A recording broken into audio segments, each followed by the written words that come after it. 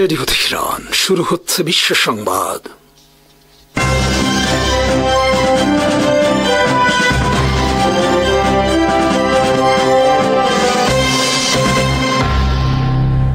শুরুতেই সংবাদ শিরোনাম।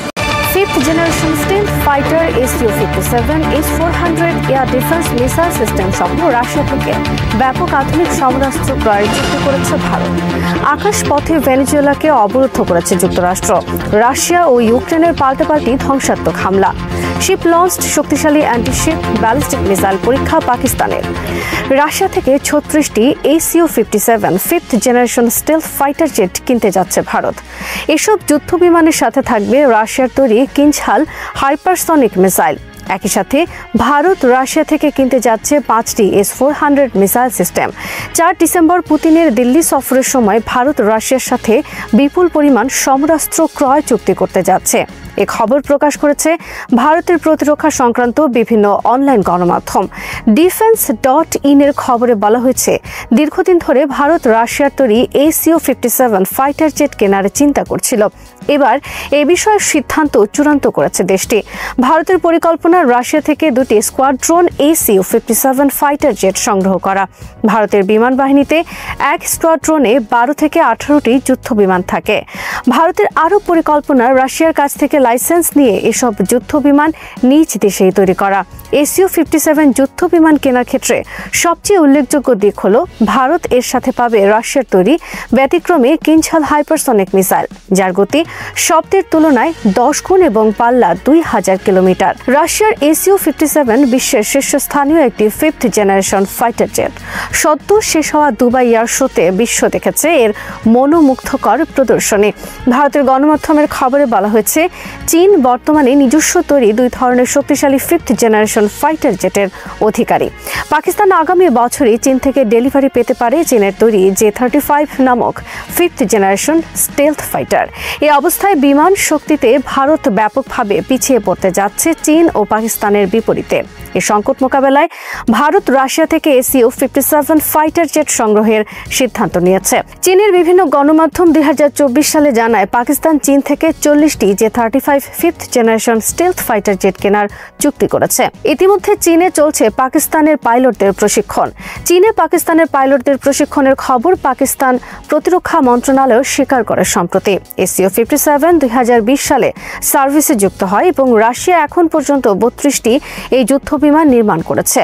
শুরুতে এই বিমান নিয়ে তুরস্ক সহ বিভিন্ন দেশ আগ্রহ প্রকাশ করলেও ইউক্রেন যুদ্ধের কারণে রাশিয়ার রপ্তানিযোগ্য সমরাস্ত্র নির্মাণ ও সমরাস্ত্র রপ্তানি প্রায় শূন্যের ঘরে নেমে আসে। বর্তমানে রাশিয়া নতুন করে উদ্যোগ নিয়েছে সমরাস্ত্র রপ্তানি বৃদ্ধির। Defense.in অনলাইনের অপর এক খবরে বলা হয়েছে, ভারত রাশিয়া থেকে আরও 5টি S-400 air defence missile system সংগ্রহ করবে। এতে ব্যয় হবে $5 বিলিয়ন বেশি। ভারত এর আগে 2018 সালে রাশিয়া থেকে 5টি S-400 air defence missile system কেনার চুক্তি করে $4.5 বিলিয়ন ব্যয়। তবে ভারত 2021 সাল থেকে এখন পর্যন্ত 3টি মিসাইল সিস্টেম ডেলিভারি পেয়েছে। ইউক্রেন যুদ্ধের কারণে রাশিয়া ডেলিভারি দিতে পারেনি বাকি 2টি মিসাইল সিস্টেম। পাকিস্তানের দাবি, মে মাসের যুদ্ধে তারা ভারতের 2টি S-400 মিসাইল সিস্টেম ধ্বংস করেছে। নতুন করে রাশিয়ার কাছ থেকে S-400 মিসাইল সিস্টেম সংগ্রহের খবর পাকিস্তানের দাবিকে আরও জোরালো করছে। ভারত রাশিয়া থেকে এসব মিসাইল কিনছে যুক্তরাষ্ট্রের নিষেধাজ্ঞা উপেক্ষা করে। একটি S-400 মিসাইল সিস্টেম কমপক্ষে 128টি মিসাইল থাকে। একটি S-400 মিসাইল একসাথে 80টি মিসাইল ছুটতে সক্ষম এবং আকাশে শত্রুর ছুটে আসা কমপক্ষে 72টি মিসাইল একসাথে প্রতিহত করতে পারে। আকাশে সর্বনিম্ন 40 কিলোমিটার থেকে 400 কিলোমিটার দূরত্বে বিভিন্ন লক্ষ্যবস্তুতে আঘাত করতে পারে এই মিসাইল সিস্টেম। রাশিয়ার S-400-কে বিশ্বের সবচেয়ে আধুনিক এয়ার ডিফেন্স সিস্টেম দাবি করা হলেও বড় কোনো যুদ্ধক্ষেত্রে এর কার্যকারিতা নিয়ে প্রশ্ন রয়েছে। ভেনেজুয়েলাকে আকাশপথে অবরুদ্ধ করেছে যুক্তরাষ্ট্র। এর ফলে বিশ্বের কোনো দেশের কোনো বিমান আর ভেনেজুয়েলায় প্রবেশ করতে পারছে না। ভেনেজুয়েলা থেকে কোনো বিমান অন্য দেশে যেতে পারছে না। শনিবার যুক্তরাষ্ট্রের প্রেসিডেন্ট ডোনাল্ড ট্রাম্প ভেনেজুয়েলার আকাশপথ বন্ধের ঘোষণা দেন। এ ঘোষণায় তিনি সারা বিশ্বের সব এয়ারলাইন বা বিমান পরিচালনা সংস্থা পাইলটদের উদ্দেশ্যে বলেন, ভেনেজুয়েলা এবং ভেনেজুয়েলার আশেপাশের সব আকাশপথ সম্পূর্ণরূপে বন্ধ। একই সাথে তিনি ভেনেজুয়েলা ঘিরে সমস্ত মাদক ও মানব পাচারকারীদের প্রতি কঠোর হুঁশিয়ারি উচ্চারণ করেন। ভেনেজুয়েলার পররাষ্ট্র মন্ত্রণালয় থেকে দেওয়া এক বিবৃতিতে ট্রাম্পের এই ঘোষণাকে ঔপনিবেশিক মানসিকতা হিসেবে আখ্যায়িত করা হয়েছে। বিবৃতিতে বলা হয়েছে, আমরা বিশ্বের সমস্ত স্বাধীন সার্বভৌম দেশের প্রতি আহ্বান জানাচ্ছি ট্রাম্পের এই ঘোষণা অমান্য করার জন্য। এক সপ্তাহ আগে যুক্তরাষ্ট্রের বেসামরিক বিমান চলাচল কর্তৃপক্ষ এক ঘোষণায় ভেনেজুয়েলার আকাশকে বিপজ্জনক হিসেবে ঘোষণা করে।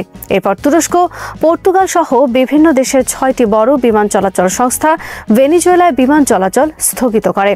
24 নভেম্বর ভেনেজুয়েলা এসব সংস্থাকে অবিলম্বে ভেনেজুয়েলায় বিমান চলাচল শুরুর অনুরোধ জানায়, অন্যথায় তাদেরকে ভেনেজুয়েলায় আর ভবিষ্যতে বিমান চলাচল করতে দেবে না বলে ঘোষণা দেয়। কিন্তু ভেনেজুয়েলার আহ্বানে সাড়া না দেওয়ায় বুধবার ভেনেজুয়েলা, তুরস্ক ও পর্তুগাল সহ 6টি দেশের বিমান সংস্থাকে ভেনেজুয়েলার আকাশে নিষিদ্ধ করে। এর মধ্যে ডোনাল্ড ট্রাম্প ভেনেজুয়েলা এবং ভেনেজুয়েলা ঘিরে সমস্ত আকাশপথ বন্ধ করে দিলেন। এর আগে বৃহস্পতিবার ট্রাম্প এক ঘোষণায় বলেন, মাদক পাচার রোধে শিগগির ভেনেজুয়েলায় স্থল হামলা শুরু করা হবে। ভেনেজুয়েলা নিয়ে ট্রাম্পের সর্বশেষ ঘোষণায় ক্যারিবীয় অঞ্চলে যুদ্ধ উন্মাদনা নতুন মাত্রা লাভ করেছে। কৃষ্ণ সাগরে 2টি তেলবাহী ট্যাঙ্কারে ধ্বংসাত্মক ড্রোন হামলা চালিয়েছে ইউক্রেন। শুক্রবার তুরস্ক উপকূলে এই হামলা চালানো হয়েছে, তবে হামলায় কোনো নিহতের খবর পাওয়া যায়নি। আক্রান্ত জাহাজ দুটির নাম কাইরোস এবং ভিরাত। সারফেস ড্রোনের মাধ্যমে এই হামলার ভিডিও প্রকাশ করেছে ইউক্রেন, যাতে দেখা গেছে হামলার পর ব্যাপক অগ্নিকাণ্ডের দৃশ্য।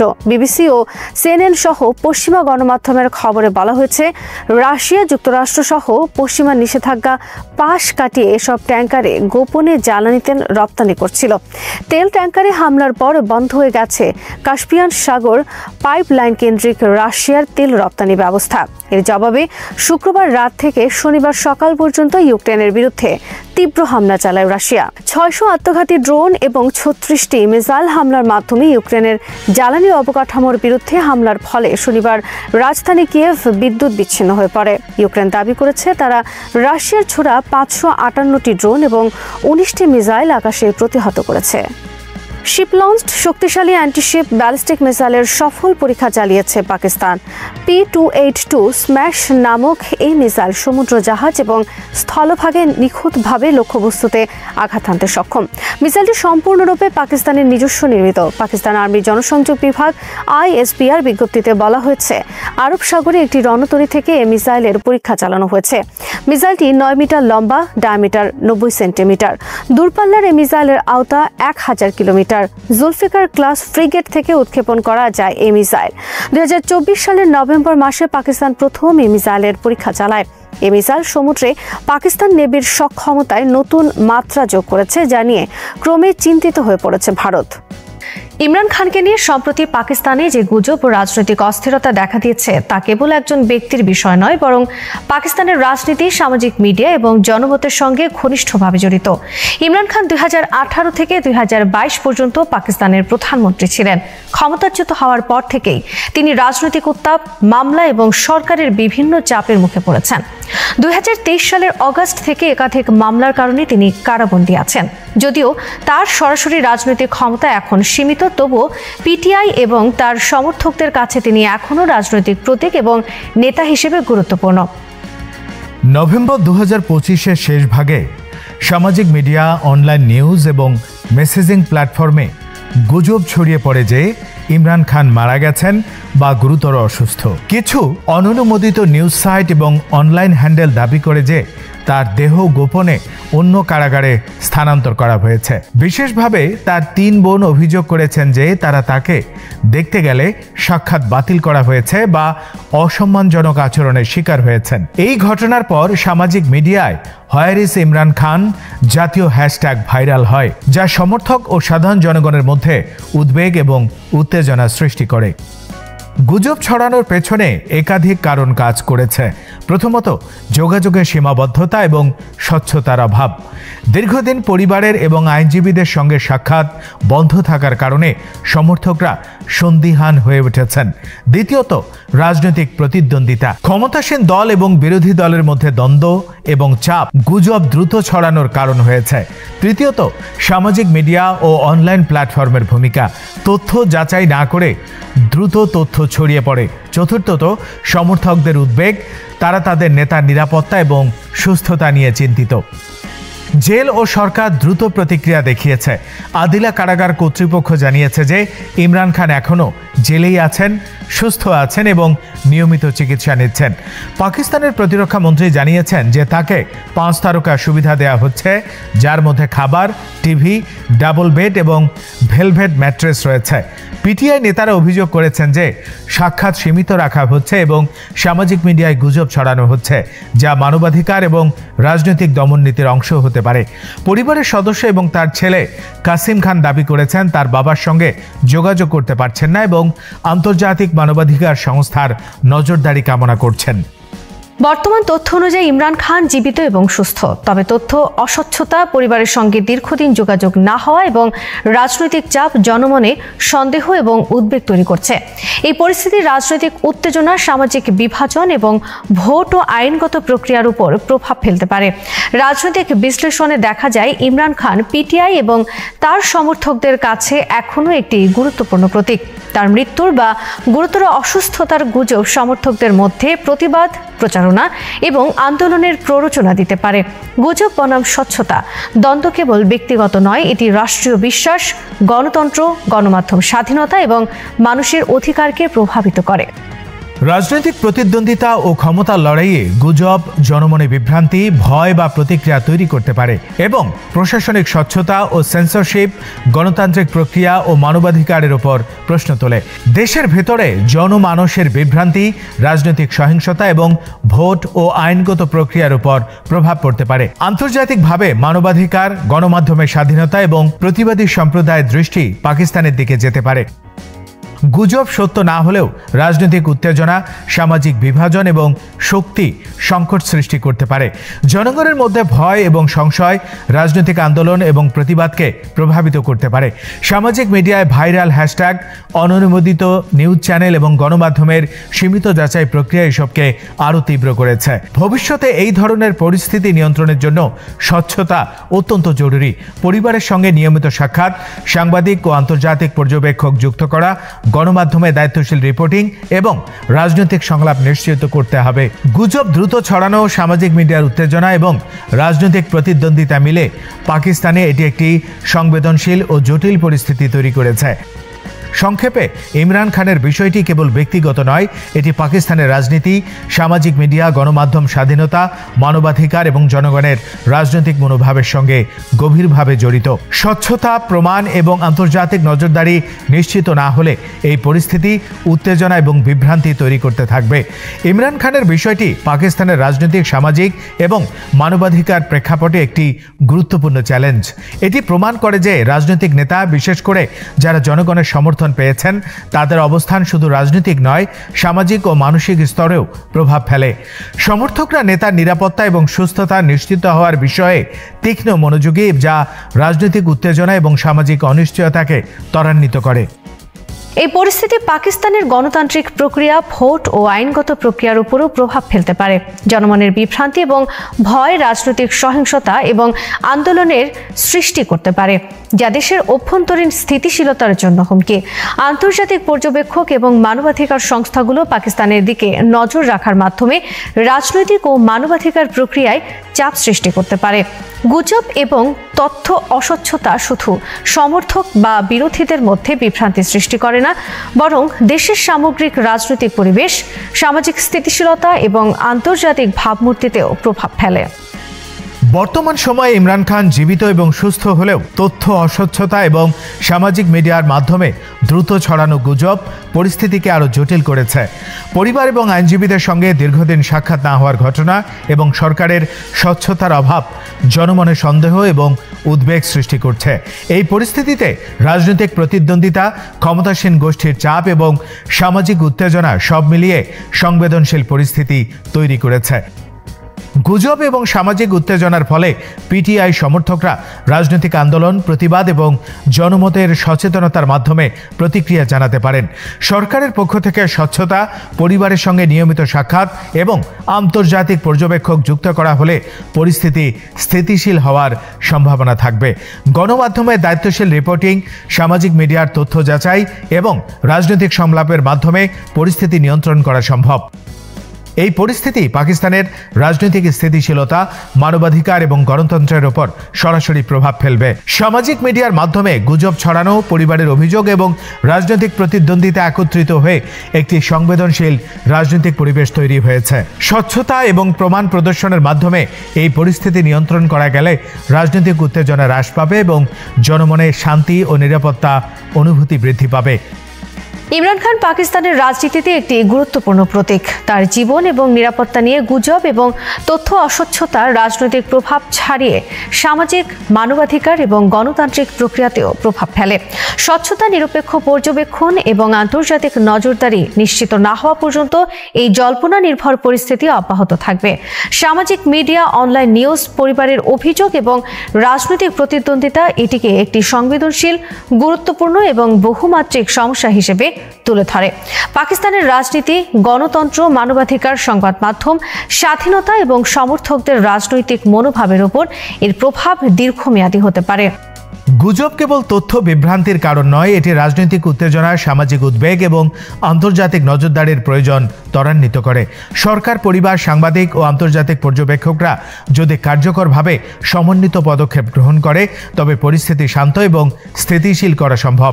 কিন্তু ততক্ষণ পর্যন্ত তথ্য অস্বচ্ছতা, সামাজিক উদ্বেগ এবং রাজনৈতিক উত্তেজনা অব্যাহত থাকবে, যা পাকিস্তানের রাজনীতি এবং সমাজের উপর দীর্ঘমেয়াদী প্রভাব ফেলবে। ইমরান খানের বর্তমান অবস্থা, সামাজিক মিডিয়ায় গুজব, পরিবারের অভিযোগ এবং রাজনৈতিক প্রতিদ্বন্দ্বিতা একত্রিত হয়ে পাকিস্তানে একটি সংবেদনশীল, জটিল এবং বহুমাত্রিক রাজনৈতিক ও সামাজিক পরিস্থিতি তৈরি করেছে। সরকারের স্বচ্ছতা, পরিবারের সঙ্গে যোগাযোগ এবং আন্তর্জাতিক পর্যবেক্ষণ নিশ্চিত না হলে এই পরিস্থিতি আরও জটিল ও উত্তেজনাপূর্ণ হয়ে থাকবে। সমর্থকদের উদ্বেগ, রাজনৈতিক প্রতিদ্বন্দ্বিতা, গুজব এবং সামাজিক মিডিয়ার প্রভাব একত্রিত হয়ে দেশের রাজনৈতিক পরিবেশ, গণতান্ত্রিক প্রক্রিয়া এবং মানবাধিকারের উপর দীর্ঘমেয়াদী প্রভাব ফেলতে পারে।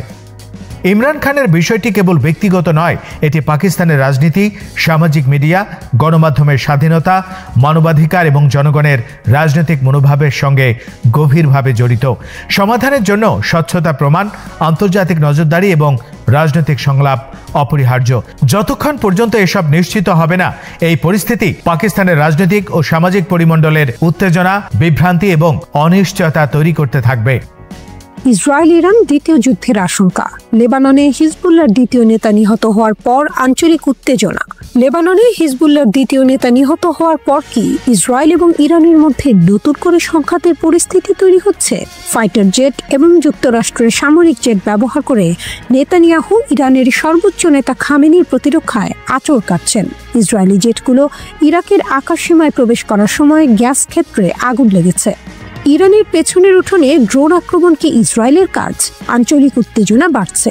ইসরায়েলি জেটের অনুপ্রবেশের পর খামেনির এক উপদেষ্টার ক্ষুব্ধ বক্তব্যের পর ধৈর্যের পরীক্ষা চলছে বলে মনে হচ্ছে। নভেম্বরের 26 তারিখে ইরান ইসরায়েলের সঙ্গে 12 দিনের যুদ্ধের সময়ের মতো আকাশে সামরিক কার্যকলাপ দেখেছে। খবরে বলা হয়েছে ইসরায়েলি জেটগুলো রাতের অভিযানে ইরাকের আকাশসীমায় প্রবেশ করে, যা ইরানের সীমান্তের খুবই কাছে। ইরাকি এবং হিব্রু মিডিয়া দাবি করেছে যে এগুলো ইসরায়েলি যুদ্ধ বিমানের সিমুলেটেড স্ট্রাইক ম্যানুভার বা নকল হামলার মহড়া ছিল। এই মহড়াগুলোকে অপারেশনের চেয়ে ইরানের প্রতিরক্ষা ব্যবস্থা পর্যবেক্ষণ করার চেষ্টা হিসেবে দেখা হচ্ছে। ইরান ইরাক সীমান্তের কাছাকাছি দুটি যুক্তরাষ্ট্রের KC-135 রিফুয়েলার দেখা গিয়েছিল, যা পরে কাতারে ফিরে আসে। ইসরায়েল ইরান সংঘাতে যুক্তরাষ্ট্রের ভূমিকা বিবেচনা করে এই KC-135 রিফুয়েলারগুলোর উপস্থিতি নতুন উত্তেজনার জল্পনা আরও বাড়িয়েছে। একই সময়ে নভেম্বরের 26 তারিখে ইরাকের খোরমোর গ্যাস ক্ষেত্রে একটি ড্রোন হামলা হয়েছে বলে খবর পাওয়া যায়। স্থানীয় সময় রাত প্রায় 11:30 দিকে এই হামলা চালানো হয়েছিল, যার ফলে স্থাপনাটিকে কার্যক্রম স্থগিত করতে হয়। বেশ কয়েকটি গ্যাস স্টোরেজ ট্যাঙ্কে আঘাত করা হয়েছিল, যার ফলস্বরূপ একটি বিস্ফোরণ ও আগুন লাগে এবং শ্রমিকরা আহত হন। ইরাকি সামরিক কমান্ডের মতে এই হামলার লক্ষ্য ছিল অঞ্চলের নিরাপত্তা ও অর্থনৈতিক স্থিতিশীলতা ব্যাহত করা। লেবাননে হামলার পর কি ইরান ক্ষুব্ধ? এদিকে ইরানের সুপ্রিম ন্যাশনাল সিকিউরিটি কাউন্সিলের সাথে সম্পর্কিত বলে দাবি করা একটি সোশ্যাল মিডিয়া পোস্ট ভাইরাল হয়েছে। আলী লারিজানি নামে পরিচিত এই পোস্টে অনুপ্রবেশের খবরের পর অভিযোগ করা হয় যে ইরানের ধৈর্যেরও সীমা আছে। একই সাথে ইসরায়েলি মিডিয়া দাবি করেছে ইরান তার এক্সেস অফ রেজিস্ট্যান্স নেটওয়ার্ক পুনর্গঠন করছে। ইসরায়েলি মিডিয়া আরও দাবি করেছে তেহরান লেবানন, ইরাক এবং ইয়েমেনে উন্নত সরঞ্জাম স্থানান্তর করছে। হিজবুল্লাহ নেতা তাবতাবাইয়ের হত্যাকাণ্ডকে তেহরানের প্রতিক্রিয়ার পরিকল্পনা বোঝার জন্য একটি কৌশলগত পরীক্ষা হিসেবে দেখা হচ্ছে।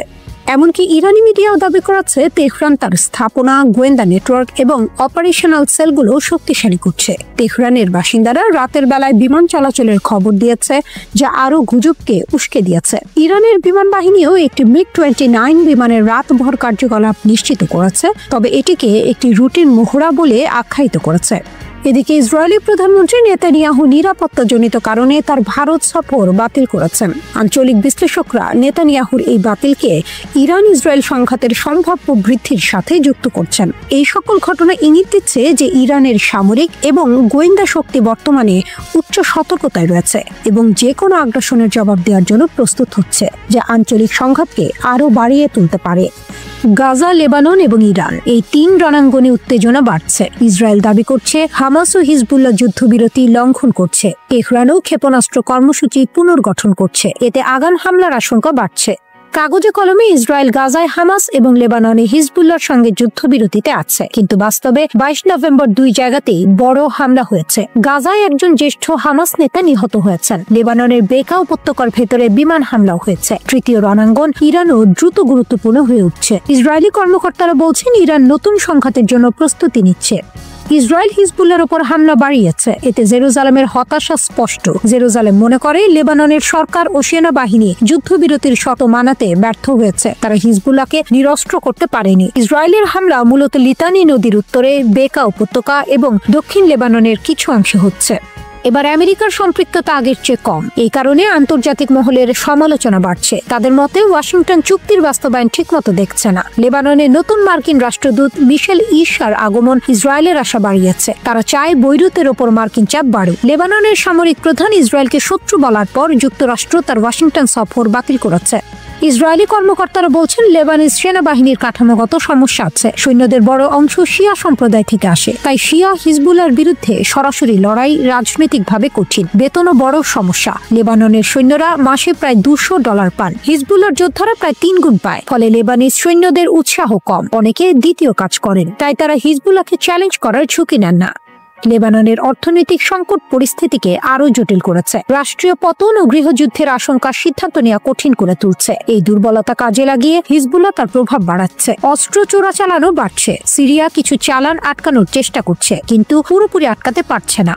ইসরায়েল চায় গাজায় লেবাননের মতো মডেল প্রয়োগ করতে, কিন্তু গাজার পরিস্থিতি আরো কঠিন। যুক্তরাষ্ট্র যুদ্ধবিরতির দ্বিতীয় ধাপ শুরু করতে চায়, তবে আরব দেশগুলো দ্বিধায় আছে। তারা হামাসের সঙ্গে সরাসরি সংঘর্ষে যেতে চায় না। ইসরায়েলি মন্ত্রিসভায় বলা হয়েছে হামাস স্বেচ্ছায় অস্ত্র ছাড়বে না। বিদেশি বাহিনী আসার আগে ইসরায়েল দ্রুত পদক্ষেপ নিচ্ছে, কারণ তখন জবাব দেওয়া আরো সংবেদনশীল হয়ে উঠবে। ইরানই ইসরায়েলের বড় উদ্বেগ। ইসরায়েলি গোয়েন্দারা বলছে তেহরান ক্ষেপণাস্ত্র কর্মসূচি পুনর্গঠন করছে। এতে ভুল ক্যালকুলেশনের ঝুঁকি বাড়ছে। দুই পক্ষই মনে করতে পারে অন্য পক্ষ আগে হামলার প্রস্তুতিতে আছে। কূটনীতি চলছে, কিন্তু ইরান ইসরায়েলকে বিশ্বাস করে না। ইসরায়েল মনে করে যুক্তরাষ্ট্র পুরো পরিস্থিতির ঝুঁকি বুঝতে পারছে না। 3 রণাঙ্গনেই উত্তেজনা বাড়ছে। ইসরায়েল মনে করছে সময় সীমিত। বিদেশি শক্তি গাজায় প্রবেশের আগে তাদের অবস্থান শক্ত করতে হবে। যুদ্ধবিরতি এখনো আছে, কিন্তু ভেতরের উত্তেজনা এখনো বিস্ফোরণের মতোই রয়েছে।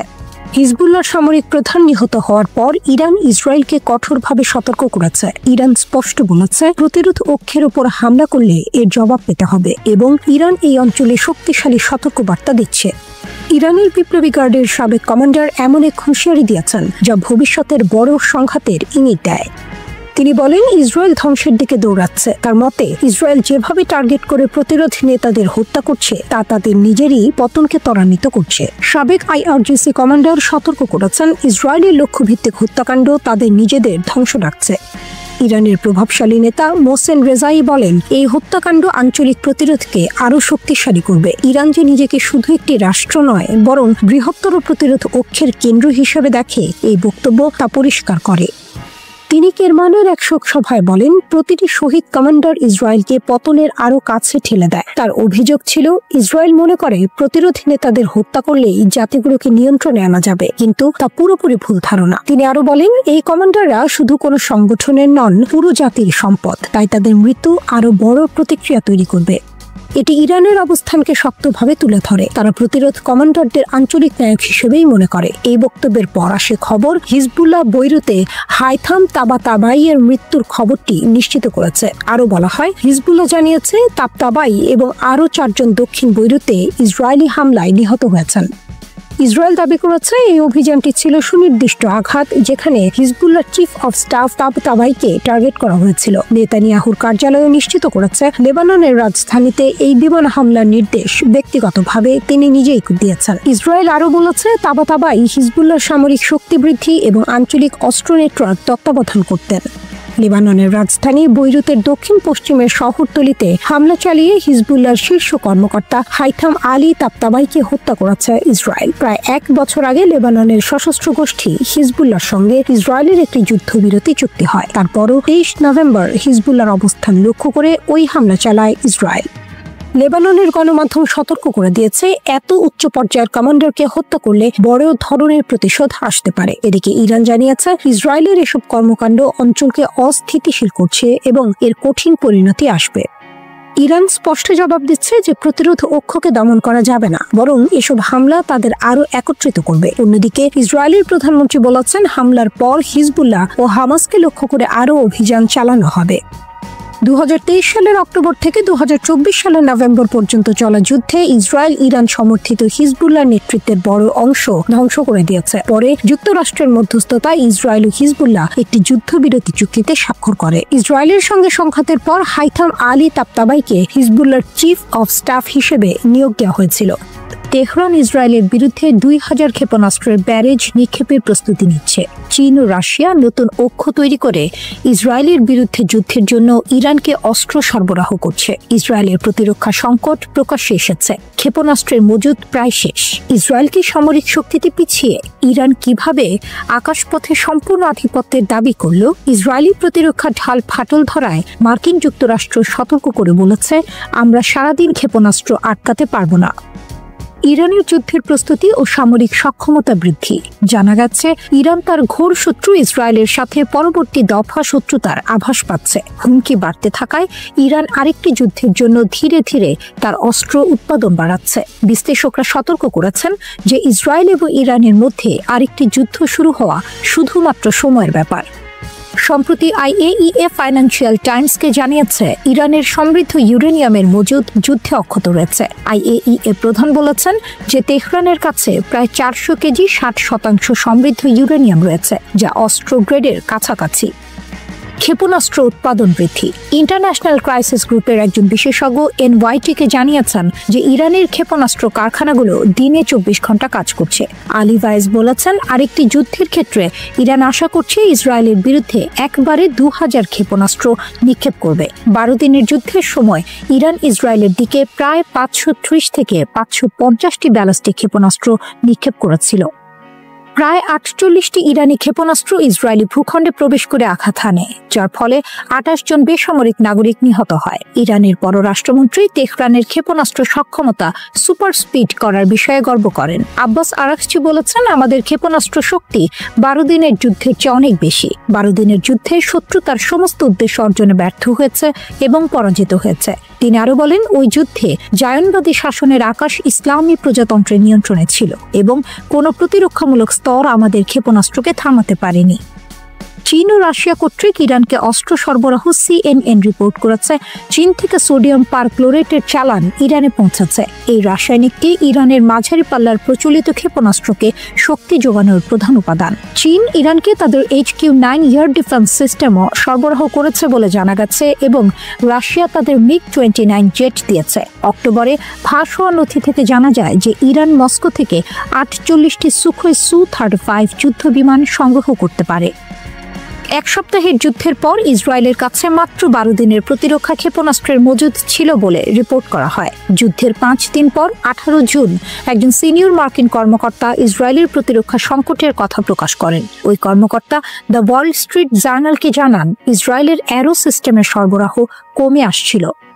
Centre for Strategic and International স্টাডিজের পরিচালক টম কারাকো বলেন, মার্কিন যুক্তরাষ্ট্র বা ইসরায়েল কেউই সারাদিন বসে ক্ষেপণাস্ত্র ইন্টারসেপ্ট করা চালিয়ে যেতে পারে না। ইসরায়েল সম্প্রতি অ্যারো ইন্টারসেপ্টরের উৎপাদন দ্রুত করার জন্য একটি উৎপাদন চুক্তিতে স্বাক্ষর করেছে।